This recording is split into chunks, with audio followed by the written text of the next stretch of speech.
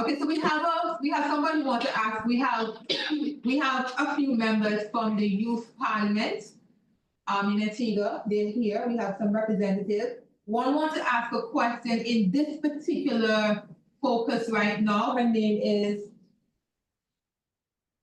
okay. All right, so she's going to speak from the Miss.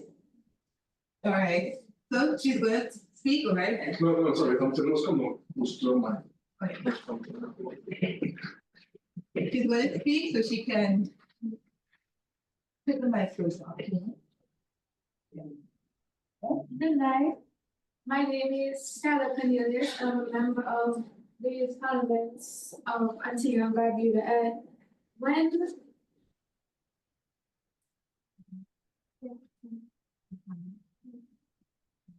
when Ms. Bowen said, why are these people being defended? I think it's how society views on the whole, where the adults are always right and why would this adult do this? Or for example, you'll be in school and let's say a teacher does something to you. Society doesn't say, oh no, the teacher, what did you do? The teacher society always say, what did you do the teacher? Why did the teacher still react in that type of way? I feel as though like we justify an adult actions, why don't we justify a child's actions 99% of the times? Where sometimes I feel one reason why these youths don't really come out and really talk is because society, most right now I feel like we always talk about, okay, I do understand that, children are changing, but I've always spoken to my grandmother about, what was like, I asked her questions and asked her, Grandma, what was it like for you she's growing up in the, in your days, or like her grandfather asked the same question. He told me that adults were very abusive, where they used to always take anything, spit on the child, or like because it's not your child, or sometimes you don't let it say where another stranger, an adult would just take out something and just hit you. Not hearing her clearly. I'm speaking louder. So she was speaking about, she was speaking about, she asked the grandparents how it was for them growing up, and she's going to continue from that. She'll pick up from there. Well, my grandfather, he told me that when he was growing up, it was very abusive. Adults were very abusive, where sometimes adults would even spit on you, or they used to always take things. Sometimes you do something wrong, and because even if they're not your child, they should just take things and hit you. And I've been seeing on social media where they're saying that we need to go back to the old time days. I do not agree with that. Because back in the old time days, they didn't know any better. Trust me, right now, this is one of the reasons people are take offense when it comes to their children, because they understand what they have been through. Now, I understand the kids nowadays days may have their ways, but have you ever thought that maybe not ways that they have, or maybe they understand that what these adults are doing right now to these youths is not right, that's why they intend to put it. It comes up, I believe, with rebellious, but I would call it more of a stand. Right now, these children nowadays, they're going to stand up for themselves than adults in the past, than children in the past, sorry. And I think one of the reasons why we don't really take, this sexual abuse, sexual victims seriously, and we intend to take for the adults, is because of how we view children as a whole. We view them as just, you're just talking, or sometimes kids just take things way too serious sometimes. And really and truly, I feel like these adults nowadays days, they expect that the children, they expect the youth to take accountability rather than they take accountability. Wow. Well said. Wow. I want to hear, and I'd love to hear your response, Critical and Reverend Samuel, and then we're going to go to Mr. Matt and then Tony, because I have a question for you, Tony. So I'd like to hear your response from our youth who have spoken, and then I'm going to go to Mr. Matthew. Who are you asking first, Francois? Crystal, Miss Crystal, and Reverend Samuel. Then I'm going to come to Mr. Matthew, and then I'm going to come to you. Good. All right. So, based on the discussion, we as a Caribbean people, the older heads would have grown up, where, well, children not supposed to be vocal. They're not supposed to open their mouth and speak certain things. And now we're in a society where children are encouraged to be vocal and open up. And sometimes that could be, I don't want to say a disadvantage, but sometimes it could be a challenge for those who are accustomed to not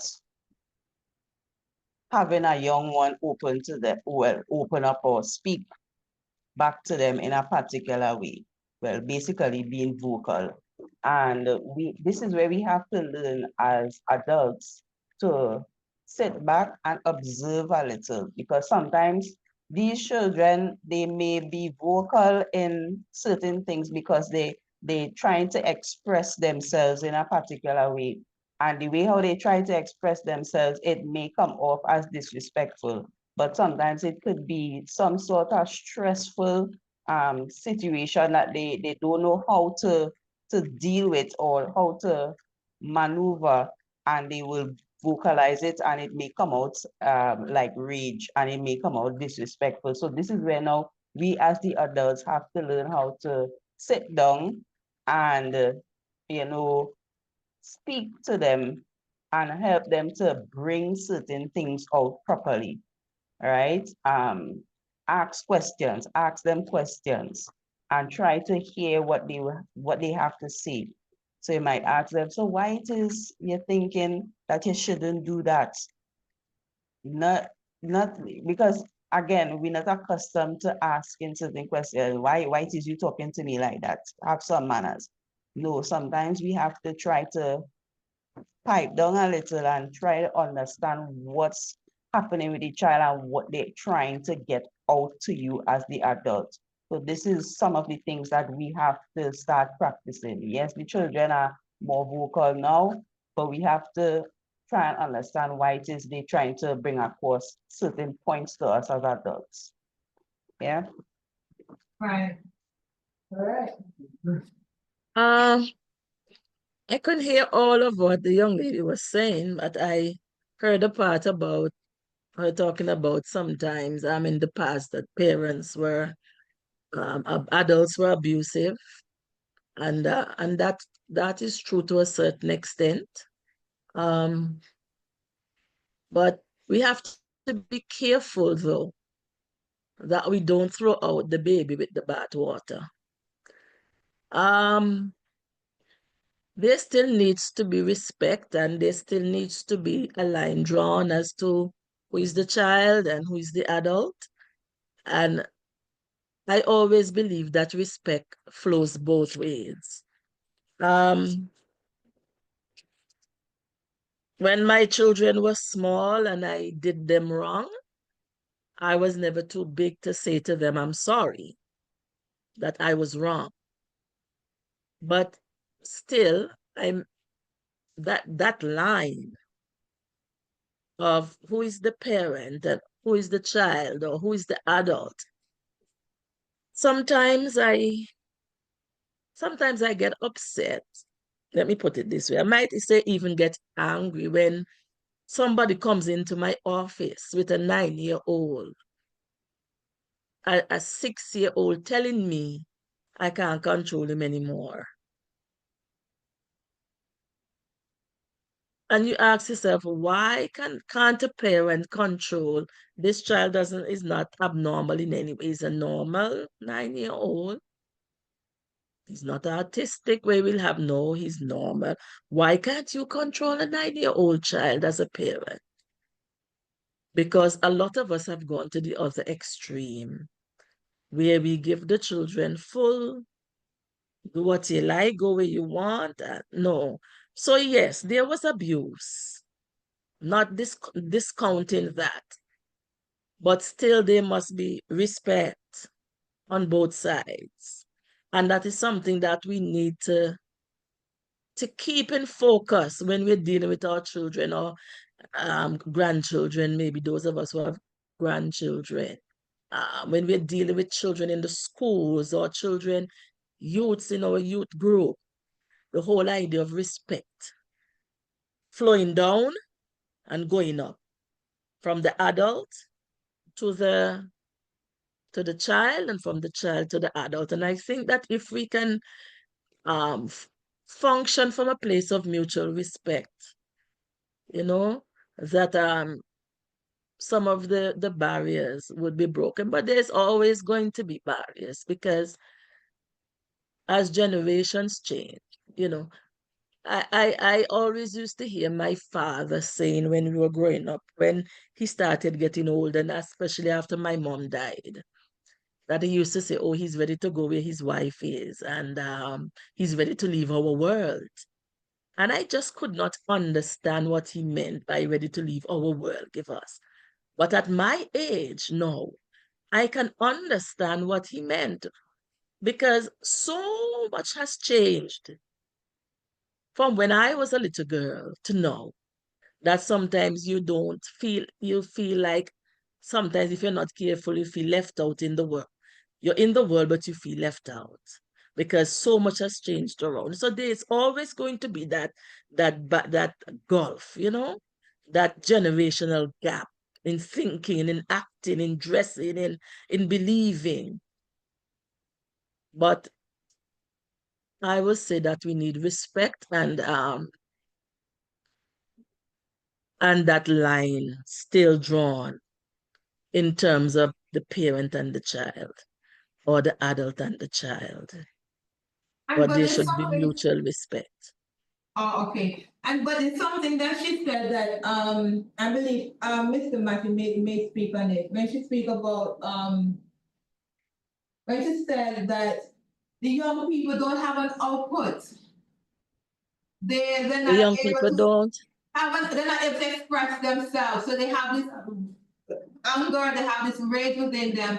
And obviously, this is the reason why they're not, one of the reasons why they're not speaking, because they're speaking to adults who should be responsible. And in speaking to them, they're giving a backlash. So it's like, okay, let me take it upon myself. We have some who put on tattoos. They have some who use knives and cut themselves up. I know I did that. I used knives and cut up myself because to me, it was Self-harm. right. To me, I felt that the pain was the only way to come out. And then you have some, obviously, they put themselves among, you may say gangs, but it's not. Some may be gangs, but some are not. But they put themselves in a circle that would make them feel, okay, my voice is heard in some way and somehow.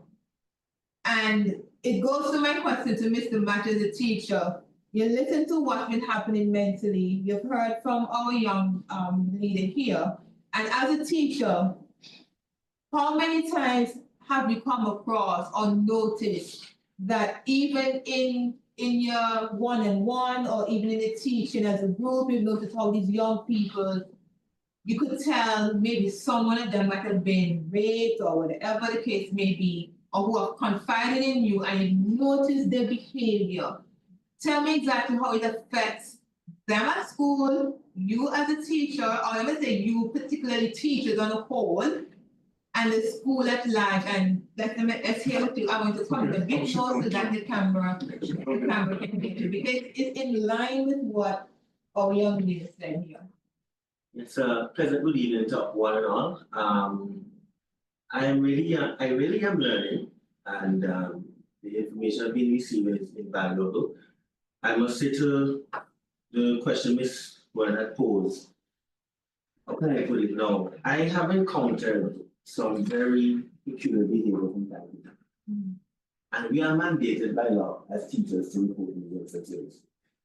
There are times when I felt like my hand has been tied because as a teacher, you're not a professional in that area. So you really can't deal with it head on, but you have to report it to somebody in authority or another professional. One thing I can tell you I have noticed, behavioral patterns change. So for instance, you find a student who, and I've taught at 2 secondary schools, and I've seen the same thing.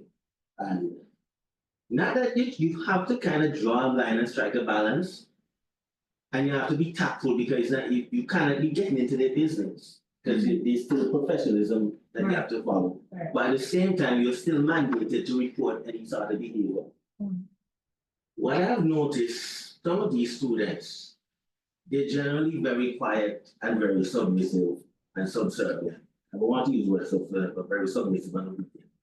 But then they tend to be aggressive, even with their peers. Another thing I've noticed too is that they would say like strange things, like random things. Even teachers who would be like different subject areas, like say an English A teacher who's reading a composition, stood narrative writing. And she would read it and say, this student with this narrative is very disturbing. The writing pattern, his writing pattern has changed. It's like it's very graphic, sexual. It could be very obscene too. It involves murder, strangulations. These are things that you would notice, like subtle changes. Another thing you would notice is like a student who is very open, very charismatic, like the life of the classroom. They tend to sleep a lot. They put their heads on the table, they don't participate in class, they seem very apathetic. Grades start dropping. From an A student or B student drop to C's and D's.